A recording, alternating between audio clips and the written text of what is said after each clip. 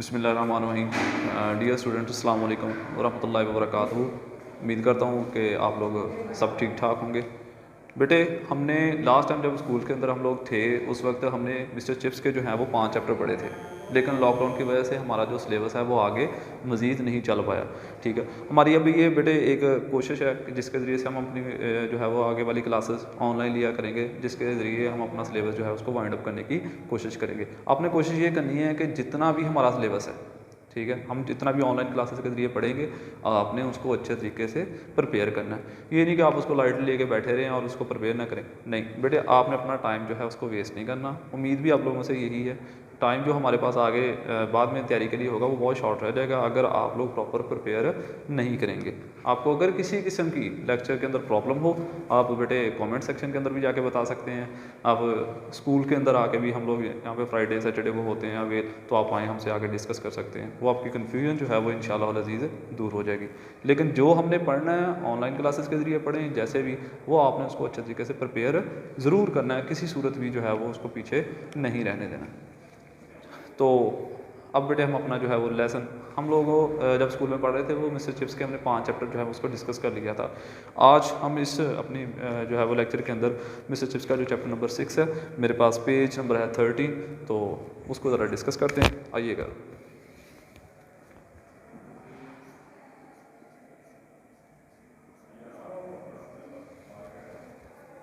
Chapter number 6।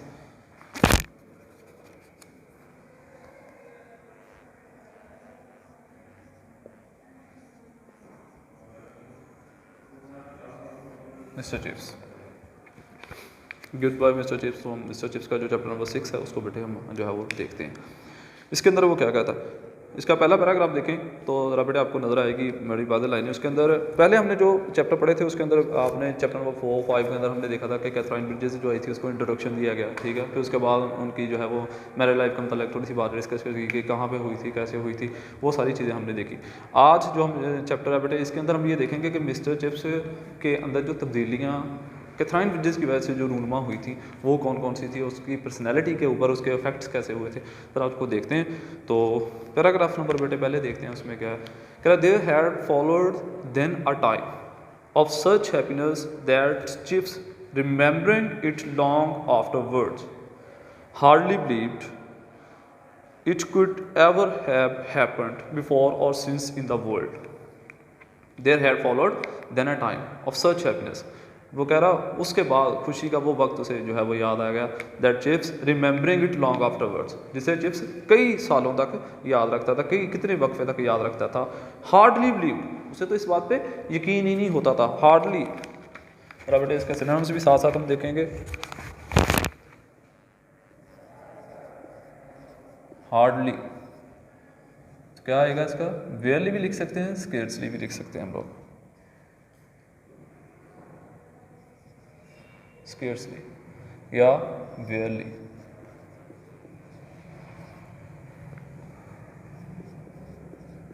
Words ये उसके हैं मीनिंग, सिनोनिम्स।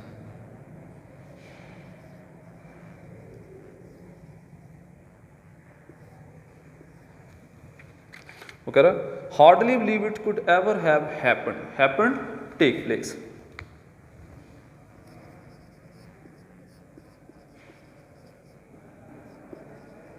टू प्लेस या take place. They had followed then a time of such happiness, उसके बाद खुशी का जो ऐसा वक्त उसे याद आया। That Chips remembering it long afterwards, जिसे चिप्स कितनी देर तक याद रखता।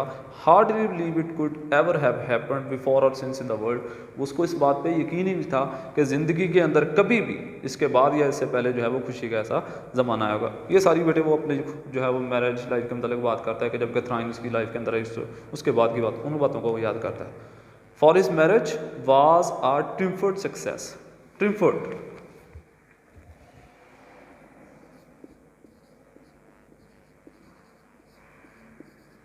ट्रिम्फर्ट बेटे बोलते हैं जॉयफुल या जॉयस, पुरमसरत जिसको बोलते हैं।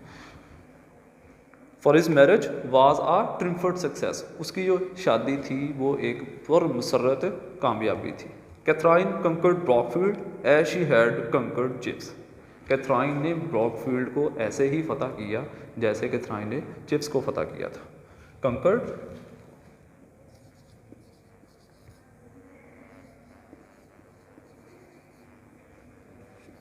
win. Catherine, for his marriage was term success, Catherine conquered Brockfield as she had conquered chips. उसने कैथराइन ने जो है ब्रॉकफील्ड को ऐसे ही फतह किया जैसे कैथराइन ने चिप्स को फतह किया था। She was immensely popular with boys and masters alike. She was immensely, immensely का क्या मतलब होता है? immensely बेटे बोलते हैं very much को, great को, hugely, इमेंसली, वेरी मच, बहुत ज़्यादा जो है वो मकबूल हो गई थी। Chips, she was immensely popular with boys, वो लड़कों के दरमियान, लड़कों की भी उतनी ही फेवरेट हो गई थी, एंड मास्टर्स और टीचर्स जो थे वहाँ पे वो भी, उनके दरमियान भी। अलाइक, अगर बेटे अकेला लाइक होता तो उसका मतलब होता है पसंद करना। जब अलाइक आ जाए,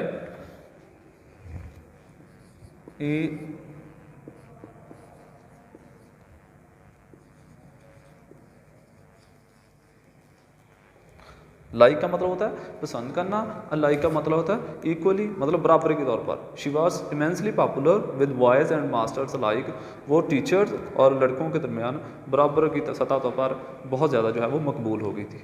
even the wives of the master, हत्ता के जो उस्ताद थे वहाँ पर, टीचर्स जो थे, उनकी बीवियाँ जो है, tempted at first to be jealous of someone as young and lovely. Tempted का मतलब होता है किसी की तरफ माइल हो जाना, इंड्यूस हो जाना। tempted, induced,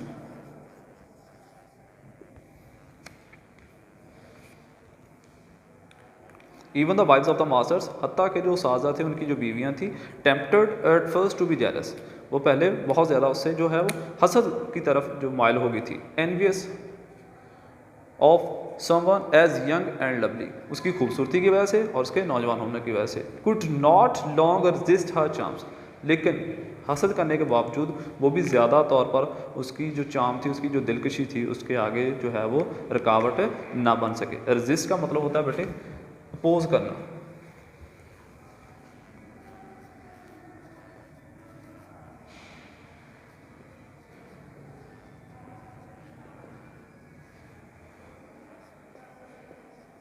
resist, oppose।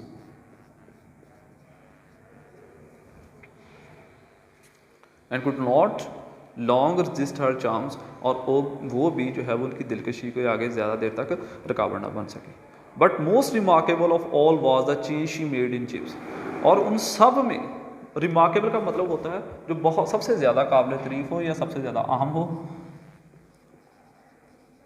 Remark एवल, important.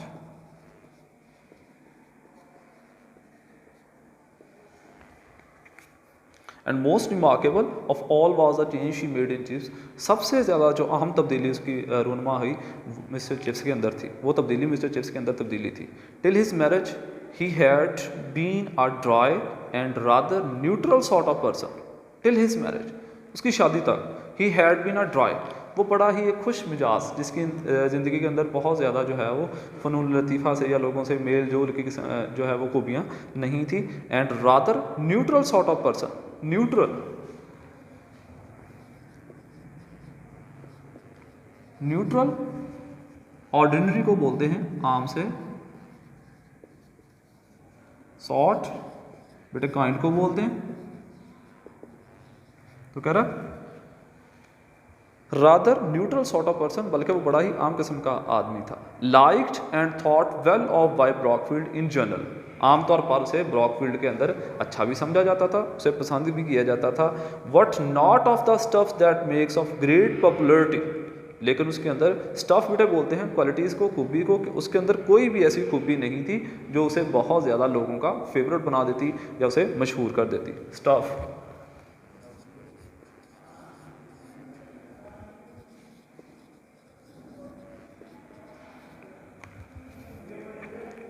लेकिन उसके अंदर कोई भी ऐसी खूबी जो थी वो नहीं थी जो उसे बहुत ज़्यादा मशहूर बना देती। और that states great affection, states बेटे बोलते हैं अराउज को, स्टेट्स अराउज बुलंद करना।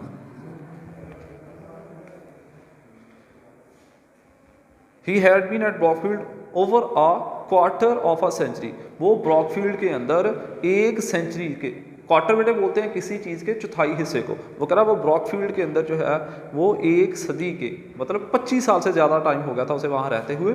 Long enough to have establish himself a decent fellow and a hard worker. Establish का मतलब होता है, वैसे तो बेटे इस्टेब्लिश हम बोलते हैं किसी चीज़ को कायम करने को, इस्टेब्लिश, लेकिन यहाँ पे इससे मुराद जो है हम क्या करेंगे, प्रूफ करना, साबित करना अपने आप को।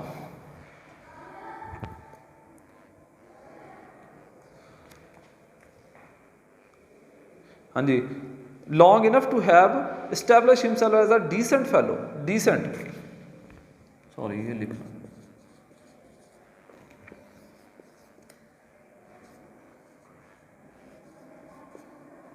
नाइस।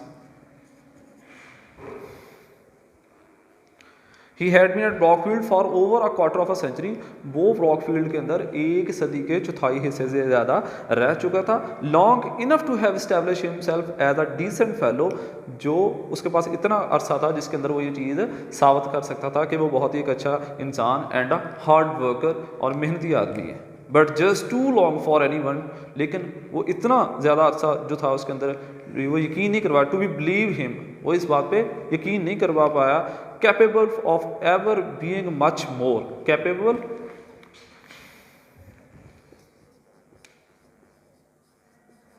कॉम्पिटेंट को बोलते हैं, काबल को, लेकिन वो कह रहा है इतने ज़्यादा अरसे के अंदर वो इस बात को ये ना साबित कर सका कि वो इससे ज़्यादा बेहतर भी कुछ हो सकता है। वंस अगेन बेटा अगर इस लाइन का हम जो है वो ट्रांसलेशन देखें तो आपको ये बात और ज़्यादा क्लियर हो जाएगी। वो कह रहा he had been at a Brookfield for over a quarter of a century, वो ब्रॉकफील्ड के अंदर उसने एक सदी के चौथाई हिस्से तक सर्विस की, मतलब मोर देन आप कह लें कि 25 ईयर्स वो वहाँ पे काम करता रहा। But just long for any a long enough to have establish himself as decent fellow, जिसके अंदर वो इस बात को साबित कर सकता था कि वो बहुत ही एक बहुत मेहनती और अच्छा इंसान है। But just too long for anyone to be believe him, लेकिन इससे ज़्यादा वो इस बात पे यकीन ना करवाया पाया कि capable of every being much more, कि वो इससे ज़्यादा बेहतर हो सकता है। He had in fact already began to sink, sink का मतलब होता है डूबना, सिंक, go down,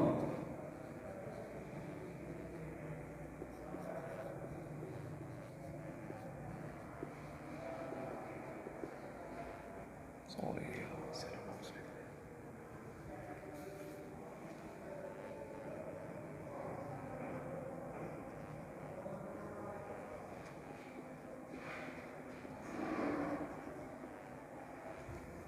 अब इसको वर्ड्स मीनिंग इन इंग्लिश भी कह सकते हैं, अब इसकी जगह बेटे सिनोनिम्स भी लिख सकते हैं, जैसे आपकी मर्जी।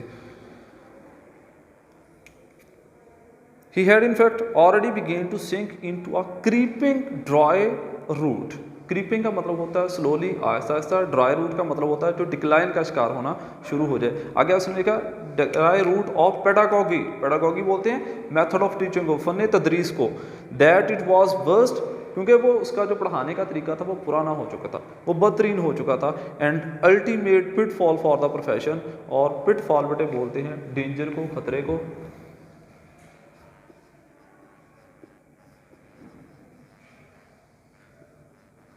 इसको घड़ा भी इससे मुराद ले सकते हैं। ही हैड इन फैक्ट दर हकीकत जो ऑलरेडी उसका जो he began to sink into a creeping dry rot of pedagogy, उसने जो फ़न तदरीस का जो उसका तरीका था वो ऑलरेडी जो है वो आहिस्ता आहिस्ता बुसीदा हो चुका था, डिक्लाइन का शिकार हो चुका था। दैट इट वॉज बस्ट, जो बदतरीन, and ultimate pitfall for the profession, और किसी पेशे के लिए बदतरीन और आखिरी, जो अल्टीमेट का मतलब होता है फाइनल को बोलता है, पिट फॉल बोलता है घड़े को, और आखिरी घड़ा होता है। Giving the same lesson years after years had form a group into which other fears of his life adjusted themselves with incidents. कह रहा the same lesson, year after year, साल हर साल एक ही जैसा सवाक पढ़ाने की वजह से had formed a group. Group का मतलब होता है उसकी हैबिट को बोलते हैं, रूटीन को बोलते हैं।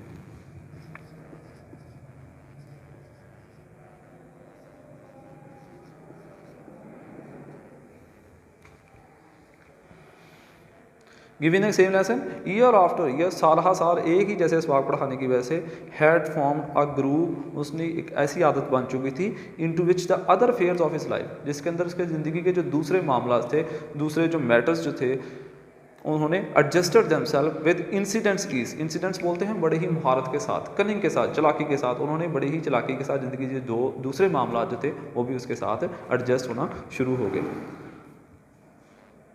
अफेयर्स, मैटर्स,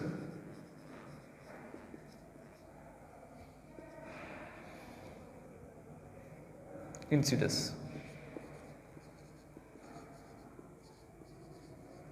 कनिंग, बड़ी ही चालाकी या होशियारी के साथ ज़िंदगी के जो दूसरे मामला थे उन्होंने भी उसकी ज़िंदगी के अंदर जो है वो एडजस्ट होना शुरू कर दिया। ही वर्क वेल, उसने अच्छा काम किया। ही वॉज कॉन्शियस, कॉन्शियस का मतलब होता है हार्ड वर्कर।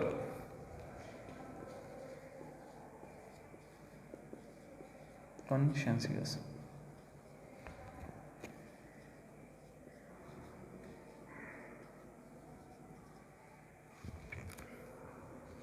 ही वर्क वेल, उसने अच्छा काम किया। ही वॉज कॉन्शियस, वो बड़ा ही मेहनती आदमी था। He was fixture that gave service, वो ए, फिक्सचर का मतलब होता है जो एक ही जगह पे बेटे नस्ब हो जाए, अपने आप को रोक ले, महदूद कर ले। He was fixture that gave services. Satisfaction, satisfaction का मतलब होता है इत्मीनान बख्शना किसी को, ग्रेटिफिकेशन को बोलते हैं, तसल्ली को बोलते हैं, इत्मीनान को। कह रहा he was fixture that gave service, जिसने उसने अपने आप को एक ऐसी जगह पे महदूद कर लिया था जहाँ पे वो खिदमत करता था, अपने काम करता था, अपनी जॉब कर रहा था, लोगों को ग्रेटिफिकेशन जो है इत्मीनान सुकून देता था, कॉन्फिडेंस देता था, इत्मीनान बहाल करता था। एवरीथिंग एक्सेप्ट इंस्पिरेशन, वो लोगों को हर चीज़ देने के काबिल तो हो गया था सिवाय इंस्पिरेशन के। तो इंस्पिरेशन जो है वो लोगों को, इंस्पिरेशन का बेटा मतलब होता है किसी को तहरीक पैदा करना, मोटिवेट करना किसी को, वो मोटिवेशन देने के अलावा बाकी हर चीज़ जो है वो वहाँ पर मुहैया कर रहा था। तो ये हमने आज बेटे पहले दो पैराग्राफ थे उसको हमने पढ़ा। इसके साथ आपने इसके जो है वो अच्छे तरीके से सिनोनिम्स भी तैयार कर लेने हैं। लेकिन इससे एक बात और, इसके साथ साथ बेटे आपने एक्सरसाइज के अंदर जाएंगे तो आप वहाँ पे क्वेश्चंस जो हैं इसके, ठीक है, वो भी आपने तैयार करने हैं। तो आज का जो हमने लेसन पढ़ा है उसमें बेटे अगर आप बुक खोल के देखेंगे तो आपको पहले 6 से 7 क्वेश्चन जो हैं वो आपको इसमें से क्लियर होते नज़र आ जाएंगे। तो आपने इसके साथ पहले छठा 1 2 3 4 5 6 राउंड अबाउट आपने पहले 6 क्वेश्चन जो है उसको तैयार कर लेना अच्छे तरीके से। इसके साथ हमने क्लासरूम के अंदर बेटे हमने जो है वो उर्दू से इंग्लिश के पैराग्राफ हमने तैयार किए थे 100 तक। तो अब आपने इसके साथ डेली बेसिस के ऊपर 2 जो है वो पैराग्राफ भी तैयार करने हैं। 101 एंड 102 जो है वो आपने 2 उर्दू से इंग्लिश के जो है पैराग्राफ उनको आपने तैयार कर लेना। और इसके साथ ये थोड़े से जो हमने 2 पैराग्राफ पढ़े इसके सिनोनिम्स, इसके साथ 5-6 क्वेश्चंस, यही आपका बेटे आज का जो है वो लेक्चर होगा। इंशाल्लाह उम्मीद करता हूँ कि आपको समझ आएगी। अगर नहीं आई बेटे किसी चीज़ की, कोई मीनिंग नहीं समझ आया, कोई सिनोनिम्स नहीं समझ आया, तो आप स्कूल के अंदर आके पूछ सकते हैं या वैसे आप कॉन्टैक्ट कर सकते हैं। फ़ी अमान अल्लाह। अपना लेक्चर जो है वो घर में बैठ के उसको प्रिपेयर करिएगा। इंशाअल्लाह मुलाकात होगी मेरी अगले लेक्चर के दौरान। अस्सलाम वालेकुम।